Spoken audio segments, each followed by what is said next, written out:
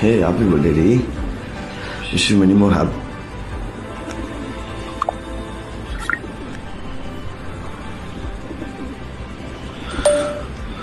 Happy birthday, Divya. Last 6 years நம்ம சேர்ந்து celebrate பண்ண ஃபர்ஸ்ட் பர்த்டே தான். Anyways. கனத்த மௌனம் போல கோபமேதும் இல்லை, உடைந்த அழுகை போல ஞானம் ஒன்று இல்லை, காலமாற்றிடாத காயம் இங்கு இல்லை, இது எழுதா கதையோ.